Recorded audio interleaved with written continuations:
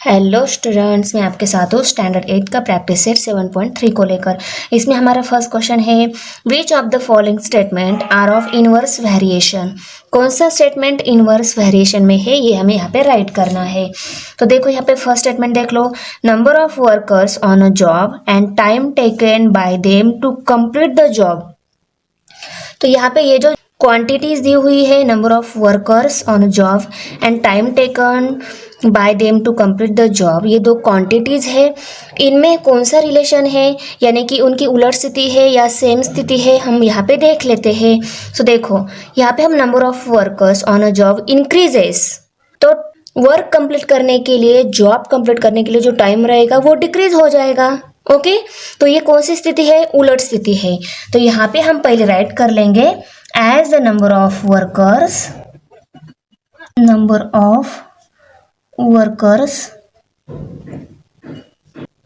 increases,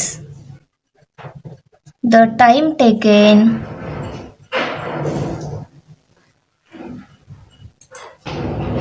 by them to finish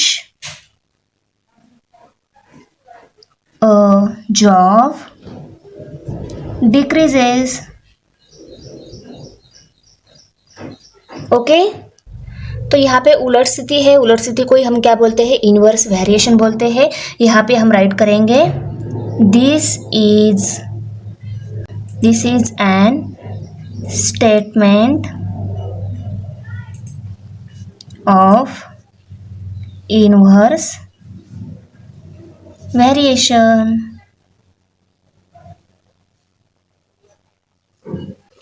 second statement है, number of pipes of same size to fill a tank and the time taken by them to fill the tank. Tank fill करने के लिए अगर हमने number of pipe जो है उनको increase किया, तो टैंक फिल करने के लिए जो टाइम लगेगा वो डिक्रीज हो जाएगा, कम टाइम में टैंक फिल हो जाएगी। तो यहाँ पे हम कैसे राइट करेंगे, as the number of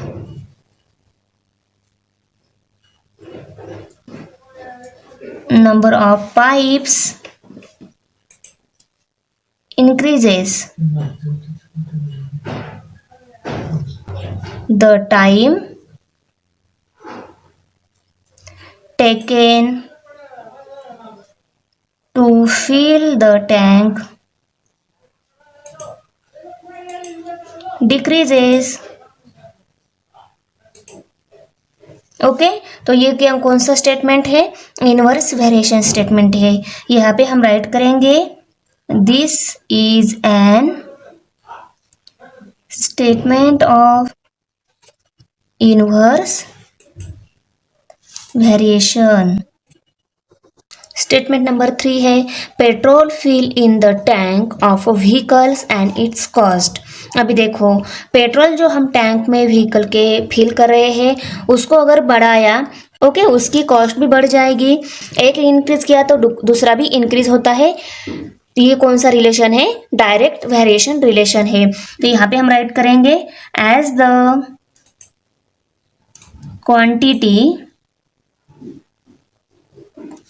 of petrol increases, its cost also increases। This is an statement of direct variation। Statement number 4 है, area of circle and its radius. अभी देखो, सर्कल की एरिया एंड रेडियस, ये दोनों जो quantities है ये direct very है। कैसे, देखो, अगर हमने सर्कल की रेडियस बढ़ाई तो उसकी एरिया भी बढ़ जाता है। अभी एरिया मीन्स व्हाट, सर्कल की साइज देखो ना, आपने अगर 2 सेंटीमीटर का सर्कल ड्रॉ किया तो वो छोटा रहेगा, उसके अंदर की जो साइड रहेगी सर्कल की वो छोटी रहेगी। और 3 सेंटीमीटर का सर्कल आपने ड्रॉ किया तो उसकी साइज बड़ी रहेगी, सर्कल के अंदर की जो स्पेस है वो ज़्यादा रहेगी कि नहीं, 2 सेंटीमीटर के सर्कल के कंपेयर में। तो उसकी एरिया, उसको बोलते हैं एरिया, तो वो उसकी एरिया भी ज़्यादा रहेगी। तो रेडियस एंड एरिया ये डायरेक्ट वेरी होते हैं सर्कल के, तो ये स्टेटमेंट भी क्या है, डायरेक्ट वेरिएशन में है। तो यहाँ पे हम राइट कर लेंगे as the radius of circle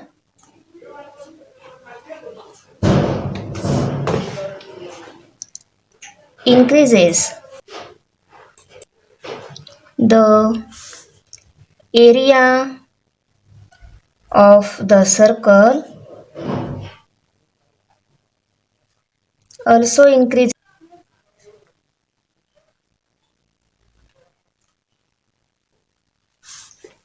This is an example of statement है, this is an statement of direct variation.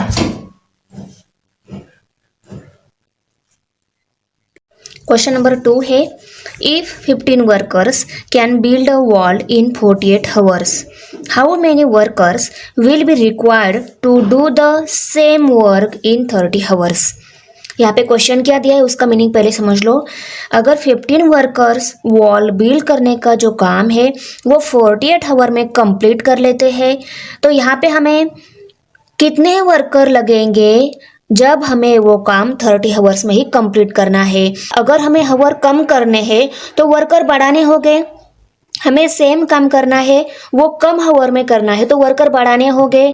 तो ये कौन सा रिलेशन है, इनवर्स वेरी रिलेशन है। ये दोनों क्वांटिटीज में number of workers and time taken to build the wall, इन दोनों क्वांटिटीज का रिलेशन कौन सा है, इनवर्स वेरिएशन रिलेशन है। तो यहाँ पे हम पहले number of workers and time taken to build the wall ये टी कंसिडर कर लेते हैं, यहाँ पे राइट कर लेते हैं। Let the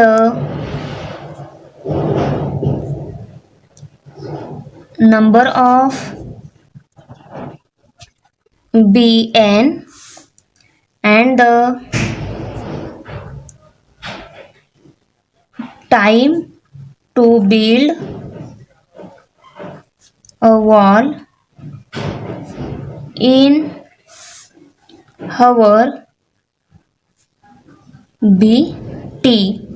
number of workers हमने n से डिनोट किए हैं, time taken to build a wall ये हवर का टाइम हमने t से डिनोट किया है। अभी हम इन दोनों में कौन सा रिलेशन है, इनवर्स वेरिएशन रिलेशन है, वो राइट करेंगे। The number of worker varies inversely, the number of workers varies inversely, the time in hour. Okay, hour में हम टाइम देख रहे हैं उसका। तो यहाँ पे number of workers is inversely vary with T. So जो दोनों क्वांटिटीज है वो हम पहले first quantity as it is लिखेंगे, दूसरी क्वांटिटीज को 1/t में लिखना होगा, तब इन दोनों का रिलेशन इनवर्स वेरी होता है। ओके, तो number of workers is inversely vary with T. Okay, so अभी देखो, अभी हमें इसका इक्वल फॉर्म लिखना है। इक्वल फॉर्म क्या आ जाएगा, n is equal to k upon t. तो यहाँ पे t कॉन्स्टेंट है, हम यहाँ पे लिखेंगे k इज अ कॉन्स्टेंट। ये कॉन्स्टेंट की वैल्यू निकालने के लिए ये टर्म जो है यहाँ पे t उसको इस साइड में शिफ्ट करना होगा, ये यहाँ पे डिवाइड है वहाँ जाकर मल्टीप्लाइड हो जाएगी। तो यहाँ पे क्या आ जाएगा, therefore n into t is equal to k। तो ये क्या आ गया, इक्वेशन ऑफ वेरिएशन आ गया, इक्वेशन ऑफ वेरिएशन। अभी हम इस इक्वेशन में k की वैल्यू निकालेंगे पहले, क्योंकि हमें कांस्टेंट वैल्यू पता होनी चाहिए तभी हम आगे एग्जाम्पल सॉल्व कर सकते हैं। तो इसकी वैल्यू निकालने के लिए n और t हमें मालूम होना चाहिए। तो नंबर ऑफ वर्कर्स पहले दिए हैं 15 वर्कर्स, कितने आवर्स में वर्क कंप्लीट करते हैं, 48 आवर्स में। तो n की वैल्यू 15 और की वैल्यू हम 48 यहाँ पे पुट करेंगे, हमें k की वैल्यू मिल जाएगी। तो यहाँ पे देखो, व्हेन सब्स्टिट्यूटिंग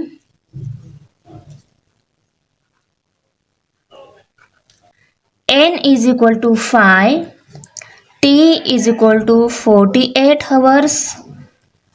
देयरफॉर यही इक्वेशन है, इसमें हमें सिर्फ n की और t की वैल्यू पुट करनी है। तो 5 multiplied by 48 is equal to k। n की वैल्यू 15 है और हवर 48 हवर्स है, तो यहाँ पे 15 मल्टीप्लाई बाय 48 आएगा। 15 मल्टीप्लाई बाय 48 किया तो यहाँ पे k की जो वैल्यू है वो 720 हमें मिल जाएगी। Okay, is a constant of variation. अभी यहाँ पे हमें कांस्टेंट की वैल्यू मिल गई, ये कांस्टेंट की वैल्यू हम इक्वेशन में पुट कर लेते हैं तो हमारा इक्वेशन ऑफ वेरिएशन भी मिल जाएगा। तो यहाँ पे इक्वेशन ऑफ वेरिएशन में क्या है, n multiplied by t is equal to k है, तो k की वैल्यू 720 हमें यहाँ पे राइट कर ली। सो ये है equation of variation.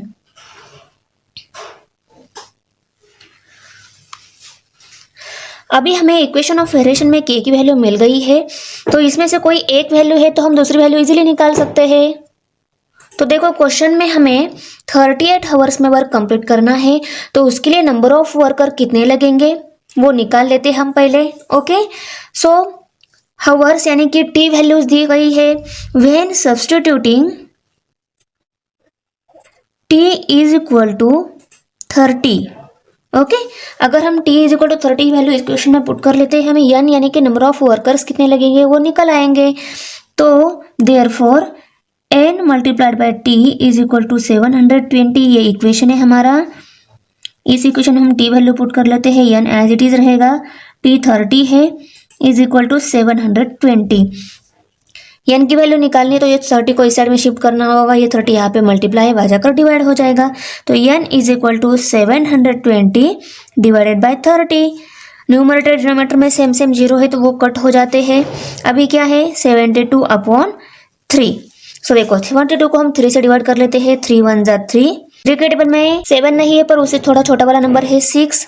So 3 2 jar 6। 7 में से 6 सब्ट्रैक्ट हो गए, 1 रह गए, 1 and 2 12 हो गए, 3 4 जार 12 है।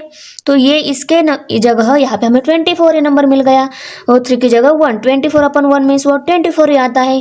मीन्स वॉट कितने नंबर ऑफ वर्कर्स लगेंगे, 24 वर्कर्स लगेंगे, तब वर्क 30 आवर्स में फिनिश कर सकते हैं। Therefore n is equal to 24। 24 workers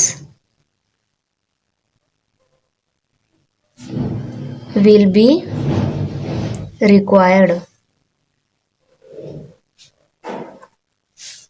Example number 3 है 120 bags of half liter milk can be filled by machine within a 3 minutes.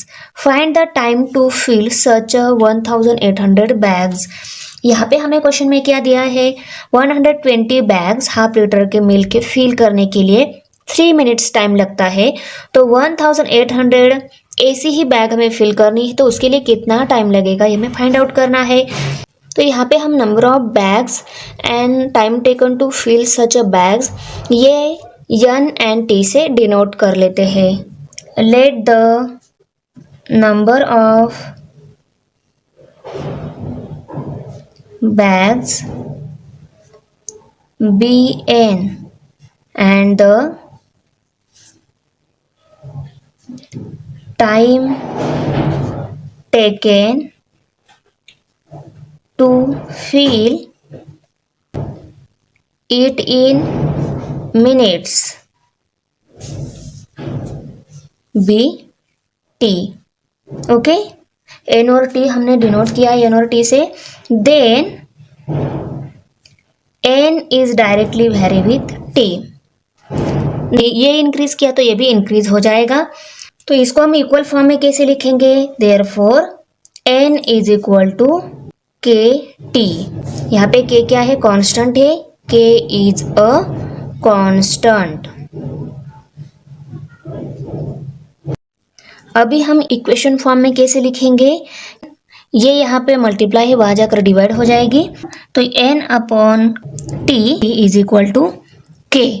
तो ये आ गया हमारा इक्वेशन ऑफ वेरिएशन। अभी ये के की वैल्यू हम फाइंड आउट कर सकते हैं, एन अपॉन टी अगर मालूम है हमें तो हम के की वैल्यू फाइंड आउट कर सकते हैं। तो फर्स्ट दी हुई 120 बैग्स यानी कि एन की वैल्यू एंड 3 मिनट्स यानी कि टी की वैल्यू वो हम यहाँ पे पुट करेंगे। तो यहाँ पे हम लिख लेते हैं when substituting n is equal to 120 t is equal to 3। तो हमारा जो इक्वेशन है n upon t is equal to k, ये हमारा इक्वेशन है, इसमें हम ये वैल्यू पुट करेंगे। n की वैल्यू है 120, t की वैल्यू है 3, तो k की वैल्यू निकल आएगी इनको सॉल्व करने के बाद। 3 1 जा 3, 3 4 जा 12 और ये 0 एज इट इज। k की वैल्यू कितनी आ गई 40 is equal to k।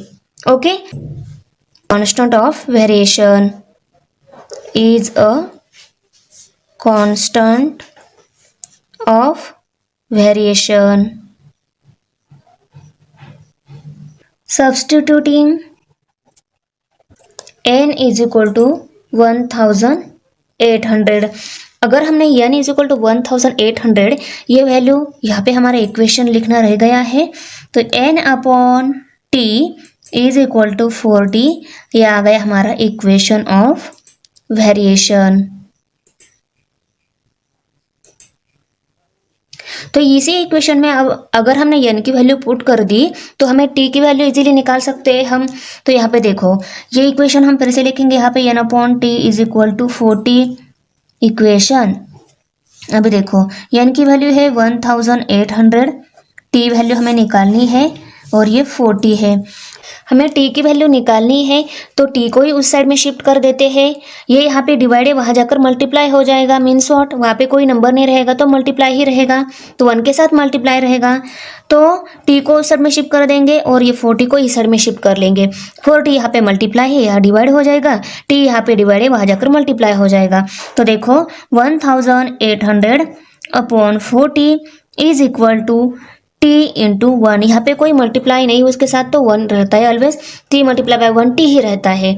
Okay, तो देखो अभी ऊपर 0 नीचे का 0 कैंसिल हो गया। अभी हम ये 180 को 4 से डिवाइड कर लेते हैं। 4 1 जा 4, 4 4 जा 16, ये 18 में से 16 सब्सट्रैक्ट हो गए, 2 रह गया, 2 एंड 0 20 हो गए, 4 5 जा 20, तो यहाँ पे 45 आंसर आ गया। तो 45 टी की वैल्यू आ गई, टी की value means what, time. Okay, time आ गया। तो 1800 बैग्स फिल करने के लिए हमें कितना टाइम मिल गया, 45 मिनट्स ये टाइम मिल गया, क्योंकि टाइम ये मिनट में ही दिया था हमें। Therefore t is equal to 45। तो यहाँ पे हम राइट कर लेते हैं 45 minutes to fill 1800 bags. Example number 4 है, a car with speed 60 kilometre per hour taken 8 hours to travel some distance. What should be the increase in the speed if the same distance is to be covered in 7 into 1 upon 2 hour? 1 upon 2 means what, half hour, ये half hour है। 7.5 our में अगर हमें वो distance travel करना है उसके लिए हमें स्पीड कितना इंक्रीज करना होगा, ये हमें यहाँ पे निकालना है। पहले स्पीड 60 किलोमीटर पर आवर था, तब 8 आवर टाइम लगता था। अभी हमें सेम डिस्टेंस 7.5 आवर में कवर करना है, उसके लिए हमें स्पीड कितना बढ़ाना होगा, कितना इंक्रीज करना होगा, ये हमें यहाँ पे निकालना है। तो यहाँ पे ये दोनों क्वांटिटीज जो है कार की स्पीड की एंड टाइम की, ये कौन से रिलेशन में है, इनवर्स वैरी रिलेशन में है, क्योंकि अगर हमने स्पीड बढ़ाया तभी हम कम टाइम में पहुंच सकते हैं, कम टाइम में वो डिस्टेंस कवर कर सकते हैं। Got it? There is a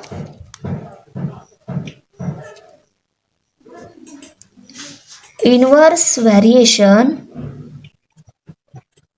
in the speed and the time taken to travel some distance. जो कार का स्पीड है उसको यस से डिनोट कर लेते हैं और जो time taken to complete the distance वो टी से डिनोट कर लेते हैं। तो यहाँ पे हम राइट करेंगे let the speed of the car be s. Let the speed of car be s and the time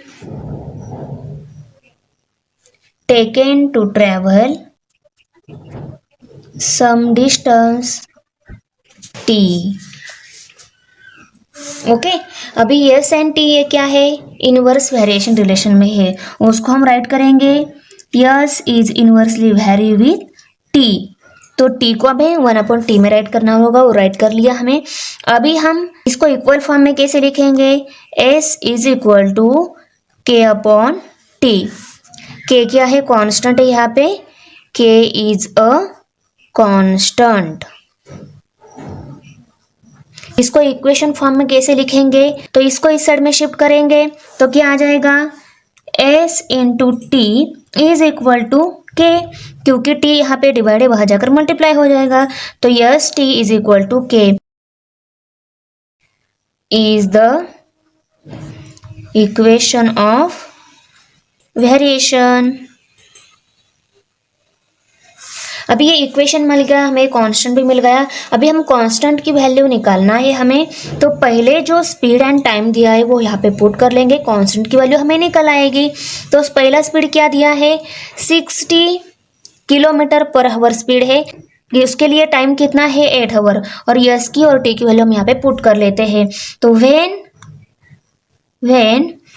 S is equal to 60 kilometre per hour, t is equal to 8 hours. तो देखो ये equation हम नीचे right कर लेते हैं, s into t is equal to k, ये हमारा इक्वेशन है। इस इक्वेशन में हम ये दो वैल्यू पुट कर लेते हैं, एस की वैल्यू 60 है, टी की वैल्यू 8 है, के की वैल्यू निकल आएगी 8 6 48 और ये 0 एज इट इज। के की वैल्यू कितनी आ गई, कांस्टेंट की वैल्यू 480।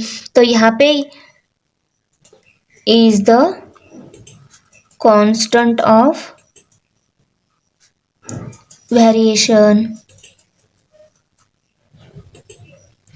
अभी इसको हम इक्वेशन में लिखेंगे तो वो इक्वेशन ऑफ वेरिएशन फॉर्म हो जाएगा हमारा। तो यही इक्वेशन, इसमें हम के की वैल्यू पुट करेंगे, therefore s into t is equal to 480, equation of variation. अभी यहाँ पे कांस्टेंट की वैल्यू मिल गई है, तो इन दोनों में से कोई एक वैल्यू है तो हम दूसरी वैल्यू निकाल सकते हैं। हमारे पास टाइम है 7.5 आवर, वो टाइम है, उसको अगर हमने यहाँ पे पुट किया तो हमें स्पीड कितना बढ़ाना पड़ेगा वो हमें वैल्यू निकल आएगी। सो यहाँ पे हम लिखेंगे when t is equal to 7.5 hour. ये हाफ है, हाफ को हम 0.5 ऐसा भी राइट कर सकते हैं, आपको भी पता है। तो 7.5 ये कितना हो गया, 7.5 हो गया, ओके 7.5 हो गया। ये